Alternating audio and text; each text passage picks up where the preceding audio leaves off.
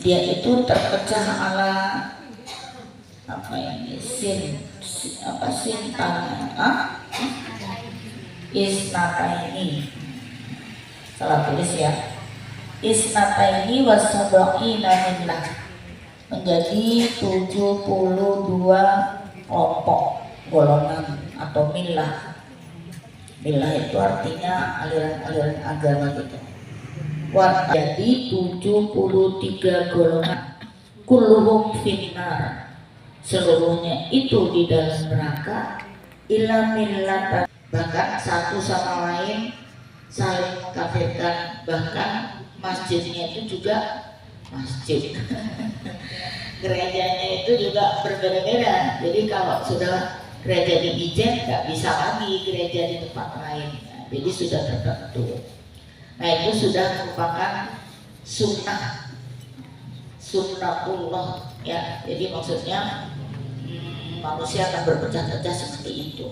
Tapi di sini ditegaskan bahwa siapa yang mengikuti aku, ya aku di sini adalah Rasulullah wa ashabi dan sahabat-sahabatku. Nah itulah yang akan selamat. Nah, oleh sebab itu kita harus mengenal ajaran dari Rasulullah itu dan perjalanan dari para sahabat gitu.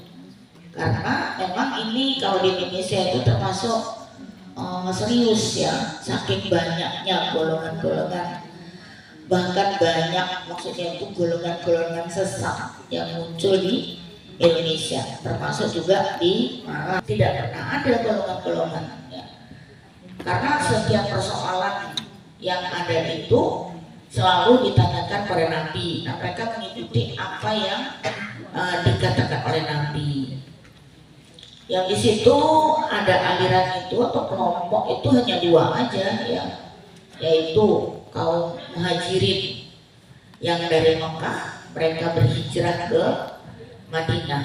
Nah, mereka berhijrah itu karena untuk menyelamatkan agamanya. Mereka disiksa di Mekah, maka mereka berpindah ke Madinah mengikuti Rasulullah.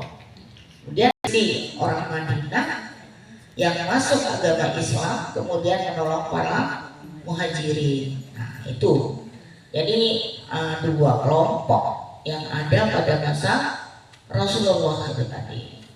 Nah, tapi ketika Rasulullah itu meninggal, sudah mulai terjadi firqah-firqah itu, kelompok-kelompok itu. Nah, bahkan jenazah Rasulullah sendiri itu belum bisa dikebumikan sampai pengganti Rasul itu ada. Karena Rasulullah itu di Madinah dia sebagai kepala agama dan juga kepala negara.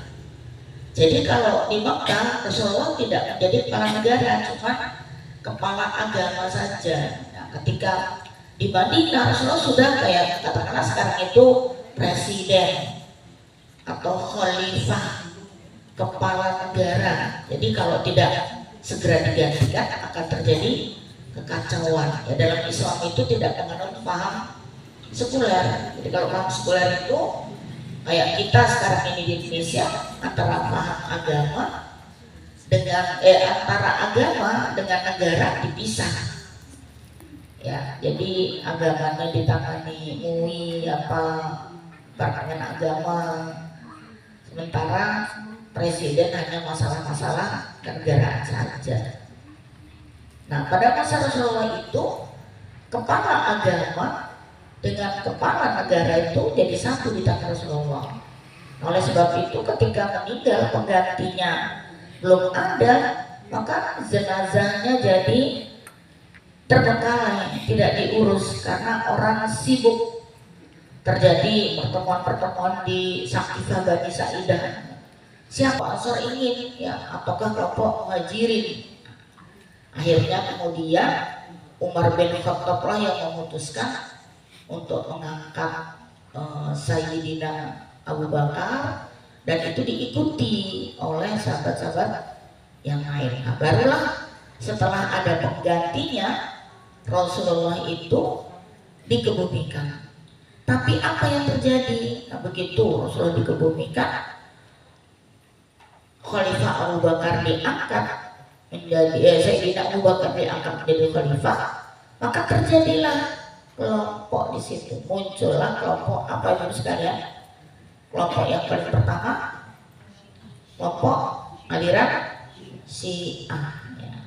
Syiah itu kemudian tidak terima, loh kok Abu Bakar, harusnya ya Ali bin Abi Thalib loh gitu. Kenapa kok Abu Bakar? Kenapa? Padahal itu Rasulullah dan Abu Bakar memang sudah sangat bersahabat gitu. Nah itu ya, mulailah muncul firqah, kelompok yang beda dengan Syiah sekarang ya.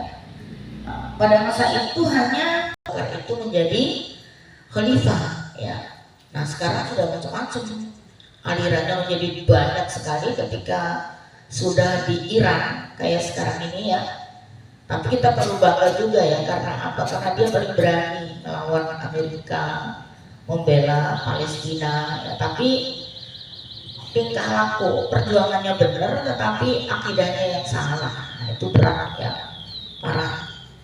Nah, memang ada yang kelihatan kemarin, ada yang tanya saya di briefing, Bu, saya pernah ikut kajian, saya dipanggil sendiri, diceramain Al-Quran semua gitu. Tapi belum tegak negara, tidak usah sholat, tidak boleh zakat, yang penting bayar uang. Ada alirannya kayak gitu. Dulu melanda mahasiswa, masa Brawijaya banyak. Pada Syiah itu sudah ada begitu Rasulullah wafat. Kemudian setelah itu ada lagi kelompok yang nggak puas, namanya kelompok Khawarij ini, ya. Jadi ini Syiah Khawarij, jadi bukan Syiah strip. Khawarij strip Syiah ini apa maksudnya saya tulis itu? Golongan di luarnya. Ya dia orang yang konsekuen. Quran, hadis dilihat secara netral, dipelajari. Dia bukannya tidak pakai Quran, tidak pakai hadis, pakai paling komitmen. Saking komitmennya dia mempelajari Al-Quran hadis itu secara letter lahiriah saja. Nah akhirnya dia menganggap semua salah, dia sendiri yang benar ya, dan mengkafirkan kepada kelompok lain. Nah itu Khawarij. Khawarij sudah tidak ada. Tapi ada satu negara katanya Oman yang masih Khawarij, tapi Khawarijnya yang moderat gitu ya, moderat, jadi tidak mengkafir-kafirkan, tapi konsekuen, berpaham tadi. Kalau dalam fikih namanya Zuhiriyah ya itu. Nah kemudian karena ada di daerahnya gitu ya, di padang pasir, dijegal, dibunuh, ditanya, kamu ini apa? Jadi nggak testimoni dulu. Nah, itu Khawarij. Kemudian Murji'ah ini apa sih yang ngafir-ngafirkan? Mulai membahas masalah teologi ya. Siapa yang kafir, siapa yang muslim, mulai ya. Nah menurut Murji'ah ini lebih netral lagi. Orang berdosa besar, orang melakukan zina, melakukan syirik sebagainya itu gak apa-apa gitu ya. Yang penting niatnya. Itu muncul aliran yang kayak gitu, padahal itu ya belum 100 tahun ada dari meninggalnya Rasulullah. Nah kemudian ada lagi muncul kelompok berikutnya adalah kelompok Mu'tazilah, aliran yang rasional dalam Islam. Jadi dia melihat, nah Khawarij kok gitu, Murji'ah kok gitu. Nah muncul aliran yang rasional ini suka kepada ilmu pengetahuan, bahkan lebih mengutamakan rasio daripada hadis ya. Ketika itu muncul namanya alur hadis dan alur ra'yu, yaitu yang suka berpegang pada hadis dan lebih suka berpegang pada rasio. Nah inilah kelompok Mu'tazilah.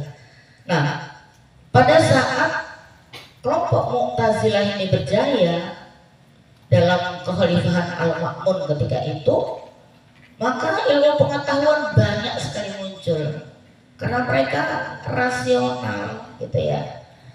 Jadi pada saat itulah kemudian ilmuwan-ilmuwan Islam itu menjadi muncul karena rasionya dipacu ya untuk berpikir dan mereka mempelajari juga filsafat Yunani itu. Jadi punya corak tersendiri. Ini aliran yang filosofis istilahnya gitu ya. Nah kemudian ada yang tidak puas lagi. Jadi siapa tuh namanya Imam Asy'ari, pendiri aliran Ahlus Sunnah wal Jamaah, merasa ya kalau sekarang Ahlus Sunnah wal Jamaah itu NU, wah ini rasional banget gitu ya. Saya keluar, dia sudah 40 tahun menjadi termasuk golongan Mu'tazilah, tapi dia keluar kemudian mendirikan aliran baru yang dinamakan Ahlus Sunnah wal Jamaah. Ajaran Ahlus Sunnah wal Jamaah inilah yang lebih populer gitu ya. Jadi kita sejak kecil itu sudah bukan menghafalkan Asmaul Husna dulu ya. Di sekolah-sekolah Muhammadiyah aja yang berubah. Nah kemudian yang dihafalkan adalah itu tadi sifat 20 ya. Ingat gak Bu yang ini ya? Wujud tidak bakok mukhalafatul lil hawadis ya mu'min nafsi dan sebagainya seperti itu. Seolah-olah itu ajarannya ajaran Islam, maksudnya seperti Nabi. Nah padahal itu adalah hasil pemikiran daripada Ahlus Sunnah wal Jamaah. Ya belum tentu salah. Jadi dia mendefinisikan tentang Allah. Nah, tetapi kita sendiri sudah punya Allah, sudah mengenalkan dirinya dengan Al-Asmaul Husna, sehingga sekarang kita ketika mengerti lebih mengutamakan Al-Asmaul Husna itu. Nah kemudian Ahlus Sunnah wal Jamaah inilah menyebar ke seluruh dunia.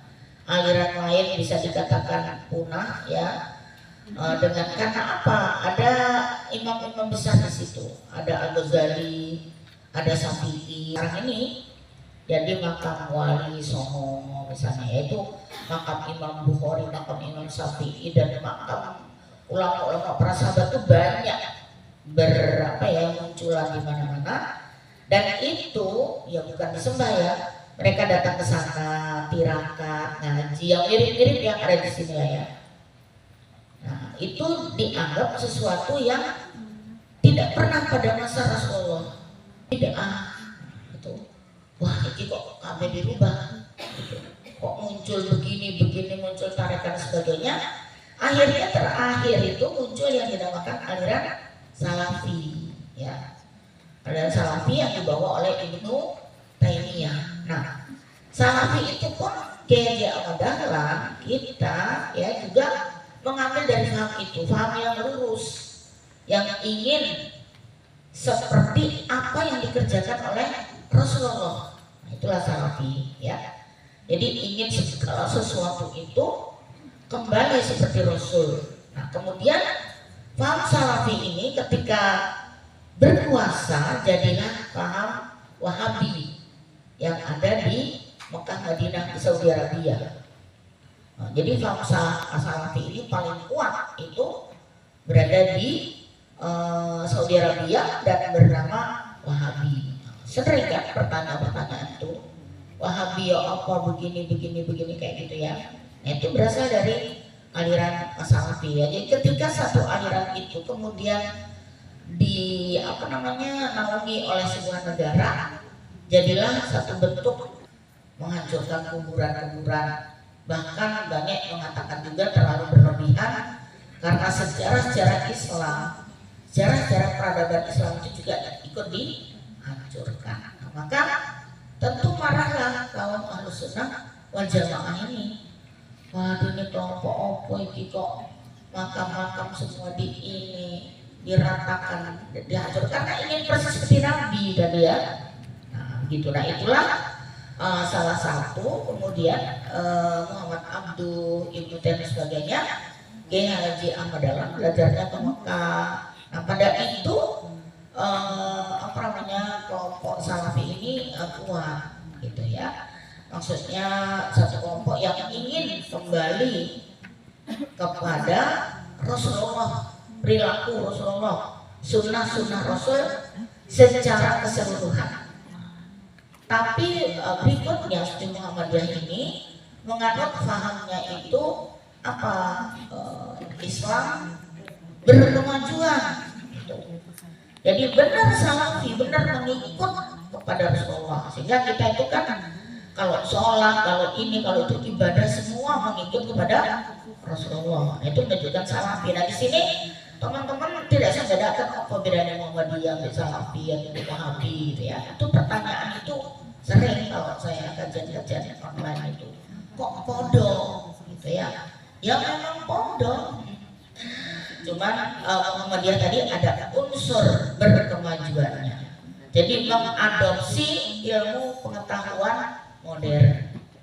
Nah, beberapa teman-teman salafi ini ya maaf ya, tidak seluruhnya. Gitu. Bang menjadi seorang dokter, lebih baik dia menjadi seorang tukang bekam. Bukan berarti tukang bekam ini salah, ya, tidak. Gitu. Muhammadiyah juga mengadopsi bekam-bekam. Jika saya pelatihan apa ya, sholat atau apa waktu itu di pusat, di majelis tablik pusat kan dokter-dokter itu. Ya dokter-dokter juga bekam, tapi dia juga dokter karena Muhammadiyah kan ada rumah sakit dan sebagainya. Tapi kalau teman-teman salaf ini biasanya tidak mau gitu ya. Jadi prakteknya berubah. Beberapa juga ada murid saya jadi berubah. Wah itu ilmu kedokteran itu batil, ya, bid'ah ya. Jadi nggak usah dilaksanakan. Nah, itu bedanya kita dengan salafi murni tadi. Karena di sini ada unsur dengan perjalanan waktu itu ada unsur tadi Islam berkemajuan. Bahkan pada awal-awal sudah kayak Haji Ahmad Dahlan itu main di Indonesia seperti itu. Kalau kita, aku jangan kaget ini kok dokter tapi kok lebih cenderung bekam. Ya tidak apa-apa kalau dua-duanya, tapi praktek dokter diturunkan ya. Nah misalnya ada lagi yang ya saya punya ustadz sih, kalau sabun-sabun itu tidak mau. Kayak kita Muhammadiyah kan berusaha untuk membuat sabun mempuai, cuci piring dan sebagainya. Nah tapi ini kalau mandi nggak pakai sabun, pakai daun-daun seperti Rasulullah. Jadi ingin semua seperti Rasulullah. Bahkan makan pakai sendok itu ya nggak boleh. Makan bakso pakai 3 jari, soto juga pakai 3 jari. Pernah terjadi satu di pernikahan, beberapa orang yang tadi penganut itu tadi nggak mau pakai sendok, jadi ini pakai tangan 3 jari. Kajian itu pelajarannya hebat, membuat bubur cara Rasulullah, buat makan cara Rasulullah, semua cara Rasulullah, termasuk juga yang Islam zaman zaman tabligh itu juga gitu, pakaian itu harus seperti Rasulullah. Arakom juga begitu. Jadi barang siapa yang meniru pakai cara kafir maka dia kafir gitu. Jadi secara akidah itu sama dengan kita Muhammadiyah ya. Tapi tadi karena Muhammadiyah itu dijelaskan di situ bahwa Muhammadiyah itu Islam berkemajuan, bahkan berkeadilan, apalagi berkesejahteraan.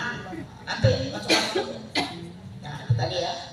Sekarang ini masih termnya Muhammadiyah itu Islam berkemajuan. Itu untuk menunjukkan bahwa beda kita, beda. Gitu ya. Lihat ada beberapa tadi organisasi agamaan. Ya. Jadi kita sudah kenal Muhammadiyah. Ya kita harus kenal itu Muhammadiyah ya. Jadi supaya kita itu bisa membedakan dengan yang lain. Jangan rupanya kok sama Nur, cara sholatnya juga, terus ya membalik-membaliknya suka mengkritik yang lain mungkin sama, tapi kita kan tahu betul. Jadi kita kalau kita sebagai warga Muhammadiyah itu harus kenal betul ya Muhammadiyah itu spesifiknya seperti apa, anak-anak kita juga seperti apa. Karena sekarang Wahabi itu melanda ke seluruh dunia karena dia kan ada negaranya. Kayaknya kan enggak negara nih, maksudnya negara yang dikuasai oleh Muhammadiyah. Tapi kalau saat ini punya negara Saudi Arabia yang kuat, dakwahnya juga kuat menyeluruh seluruh dunia, gitu ya. Nah, kita tahu Muhammadiyah, maka kita harus ini dalam rangka kita juga mempelajari ya. Kemudian ada juga yang mirip-mirip, bukan mirip ya, artinya organisasi gerakan yang tadi dari Ahlus Sunnah wal Jamaah itu adalah Nahdlatul Ulama. Nah, disinilah saat yang terjadi dulu pertentangan Salafi dan Ahlus Sunnah wal Jamaah ini yang akhirnya juga antara Muhammadiyah dan Nahdlatul Ulama. Tapi sekarang sudah beda ya, sekarang sudah terjadi kesatuan Muhammadiyah sama Majelis Tafsir Al-Quran yang lahir di Solo. Nah itu sekalian ya, jadi kalau kita sebagai warga Muhammadiyah itu kurang apa namanya ya, kurang agresif, kurang berjuang, maka kita kalah ya. Muhammadiyah ini besar, punya perguruan tinggi, amal usaha banyak, tapi anggota-anggotanya kok menyusut. Nah itu bahkan banyak keluhan anak-anak kita orang Muhammadiyah, warga Islam itu kok melok ke sini nih, gitu ya, ikut paham lain yang kelihatan mirip sama aja kok, gitu ya, padahal beda. Jadi Muhammadiyah itu adalah sebuah organisasi, maka harus dijelaskan jadi kelihatan. Jadi kalau kita tidak gencar berdakwah itu malah yang muncul banyak itu adalah kelompok-kelompok sesat seperti kita lihat misalnya LDII muncul di mana-mana, di sini wah setiap itu, kemudian di di Solo di mana-mana itu. Nah itu karena apa? Dia itu pengkaderannya cepat sekali. Jadi kalau udah menyelesaikan Al-Quran, terjemah Al-Quran dijenggot-jenggoti ala dia gitu, dia cepat punya murid. Dan langsung di situ ada ini LDII. Kalau kita ibu-ibu belajar 10 tahun itu dorong wani nyari murid ya kan enggak Bu? Ya alhamdulillah muridnya sudah bisa ngaji, udah diajar sama Bu Dulu, jadi murid terus 10 tahun, 20 tahun, 30 tahun. Nah itu Bu siapa namanya? Dulu ikut bidang PDA, sekarang murid Ustaz Wahab itu sudah punya murid berapa Bu? Saya tahu masih ngaji terus ya, Ustaz Wahab ya. Ya yang dulu di kita di Mamuri ya memang bagus ya, tapi harus segera cari murid 1, 2, 3 orang apa supaya dakwah kita itu cepat kembali ya. Kalau tidak sendiri dianggap sesat, itu yang lebih besar, apalagi di mahasiswa-mahasiswa. Wah, suatu saat Indonesia ini akan dikuasai oleh aliran-aliran yang sesat. Nah, itulah tujuannya kita berdakwah terus sekalian. Nah, untuk mengenal Muhammadiyah gitu ya, yang kemarin saya tahu Bu Zulifah sudah membahas ini ya, tapi kurang ada yang ringkas di sini. Ya, jadi manusia itu harus bertauhid. Itu ada yang bacakan ini salah satu. Yang berarti di depan ini, coba yang lain ikuti ya, kayak hadis tadi. Monggo Bu, dibaca itu. Beribadah serta tunduk dan taat kepada Allah Subhanahu wa Ta'ala. 2. Hidup manusia bermasyarakat. 3. Hanya hukum Allah Subhanahu wa Ta'ala yang dapat dijadikan sendi, membentuk pribadi utama dan mengatur ketertiban hidup bersama menuju hidup bahagia hakiki di dunia dan akhirat. 4. Nilai agama Islam Dan menjunjung tinggi agama Islam untuk mewujudkan masyarakat Islam yang sebenar-benarnya adalah wajib sebagai ibadah kepada Allah Subhanahu wa Ta'ala dan berbuat ihsan kepada sesama manusia. 5. Mengikuti jejak perjuangan para nabi terutama Nabi Muhammad sallallahu alaihi wasallam.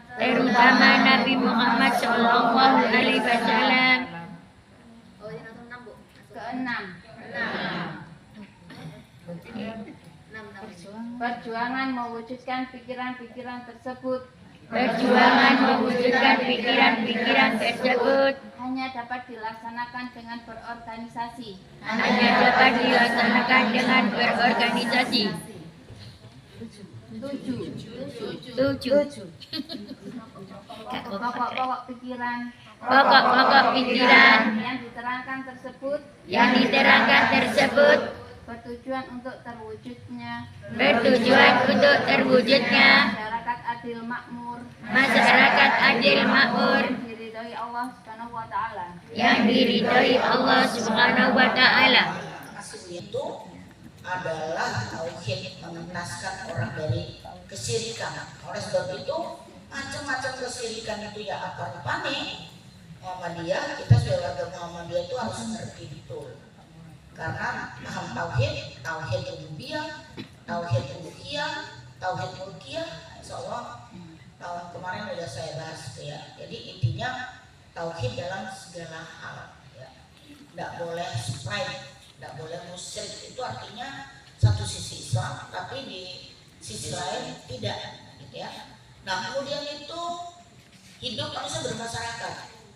Sebagai warga Muhammadiyah dan Aisyah itu harus gaul dengan masyarakat. Saya pernah juga dulu masuk aliran melok konco itu saya nggak boleh keluar. Jadi kalau ada tamu cuma ngintip gini aja kayak gitu ya, eksklusif istilahnya gitu ya. Tapi kalau kita udah suruh gaul silakan sama siapa saja ya, sama teman, sama masyarakat dan sebagainya dan lain sebagainya.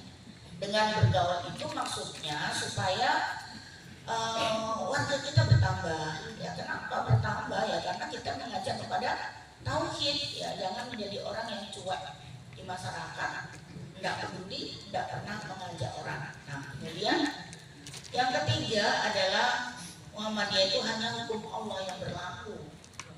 Jadi kalau misalnya pernikahan antar agama itu jelas Muhammadiyah tidak setuju nikah di sipil atau di dalam rumah tangganya itu yang satu Kristen, yang satu Islam kayak gitu ya. Walaupun ada ternyata ada warga kita yang seperti itu, biasanya taraweh sama saya atau tidak, tapi ternyata suaminya lain agama. Nah, itu kalau mengikuti Muhammadiyah yang benar itu ya tidak boleh seperti itu ya.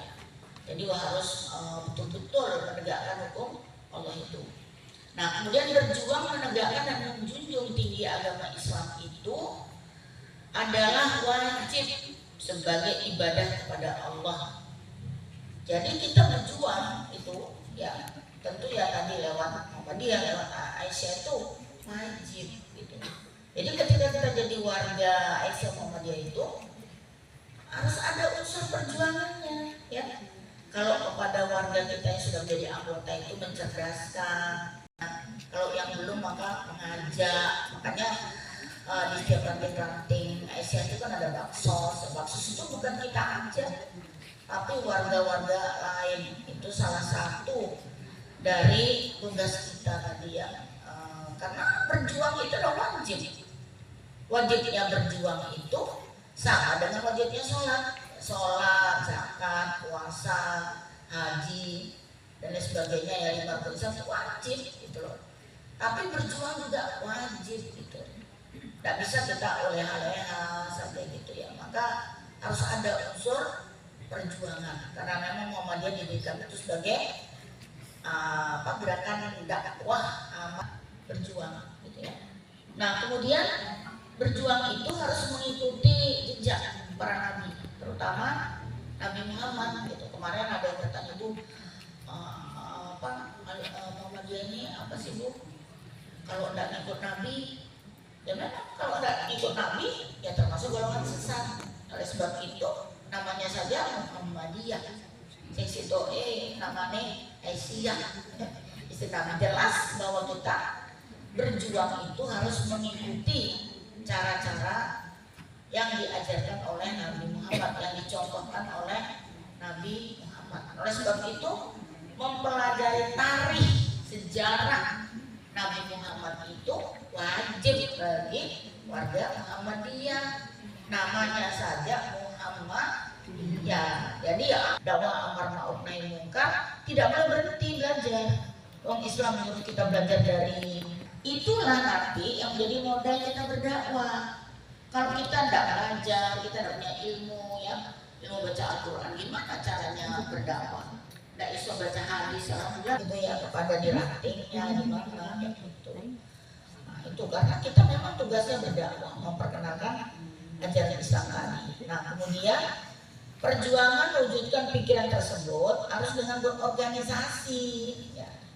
Jadi nggak iso mengaku dewi ya, berorganisasi itu harus kita taat sama peraturan organisasi supaya apa ya tujuannya Muhammad itu cepat tercapai.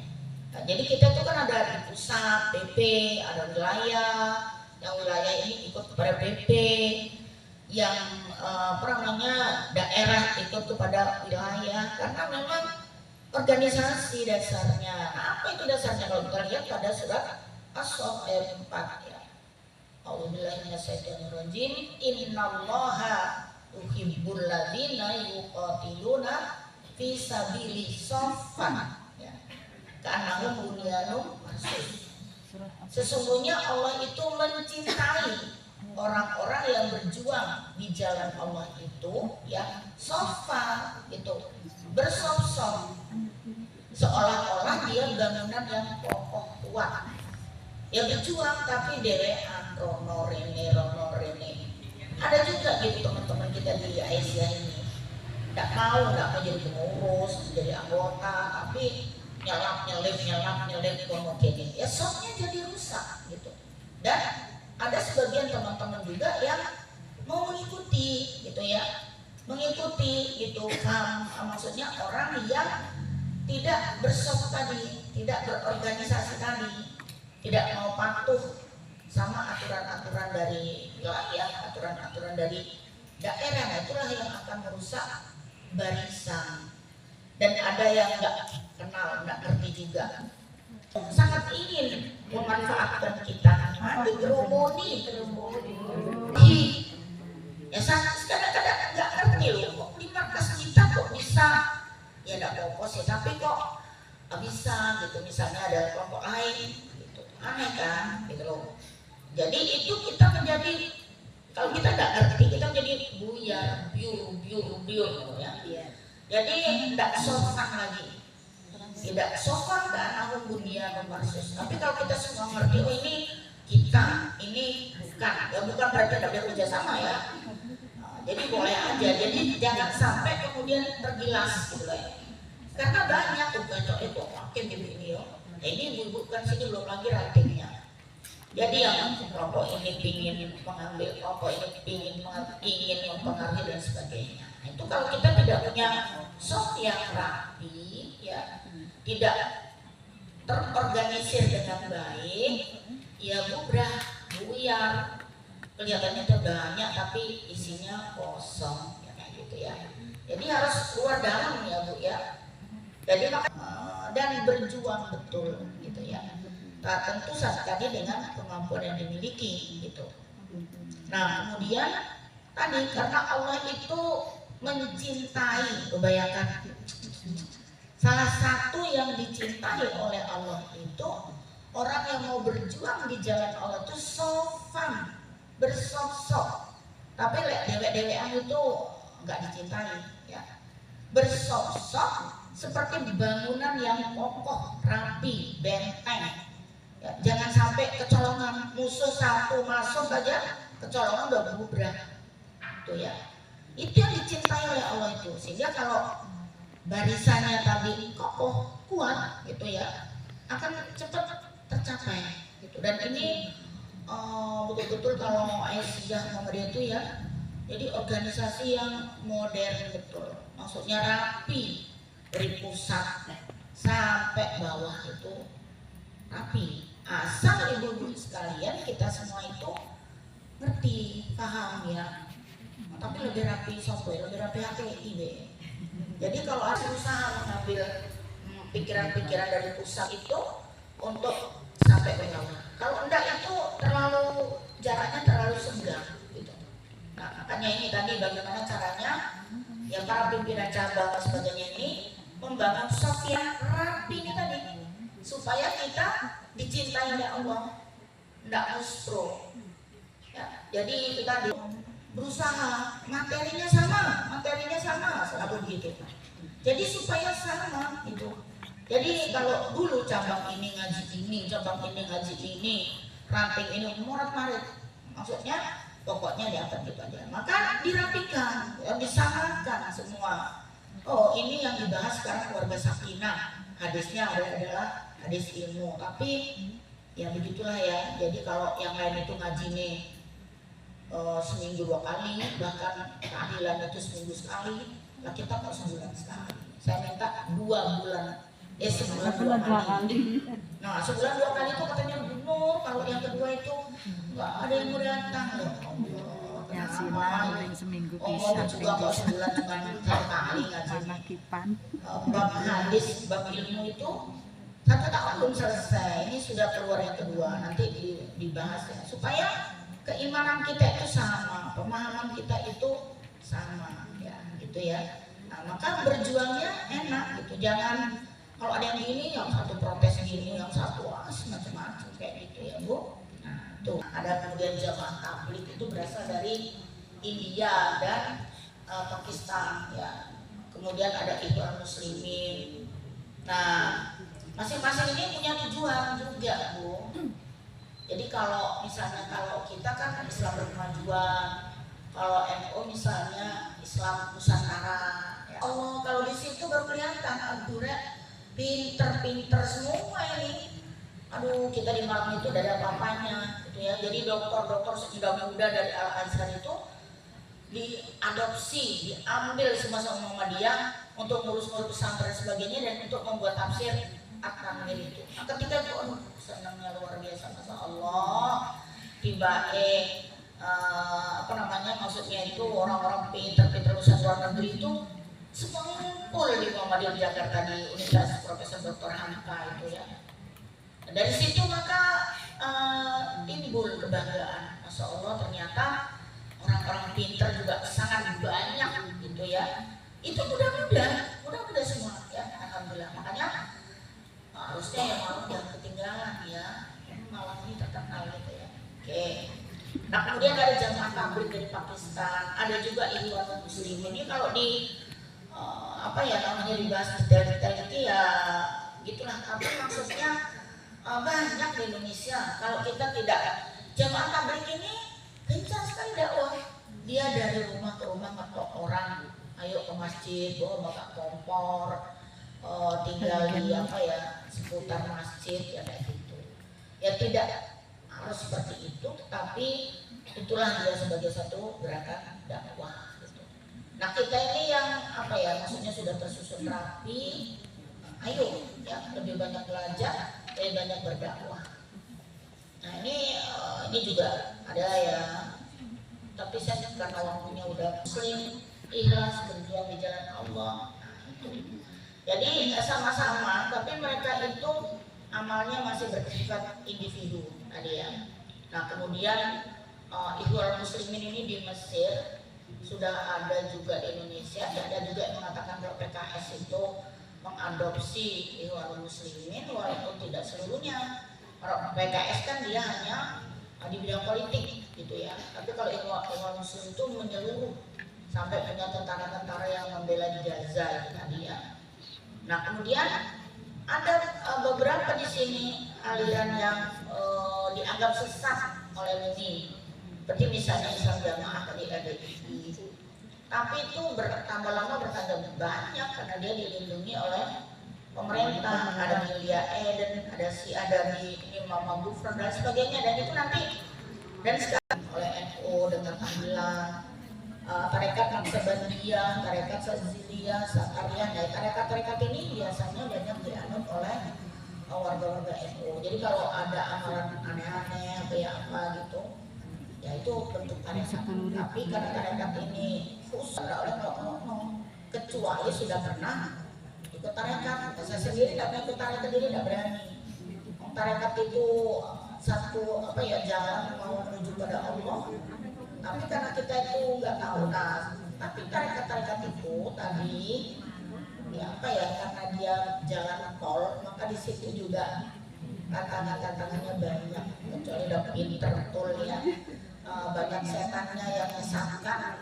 Saya kalau zikir itu biasa, la ilaha illallah, la ilaha illallah. Kalau kita nanti dia lain lagi,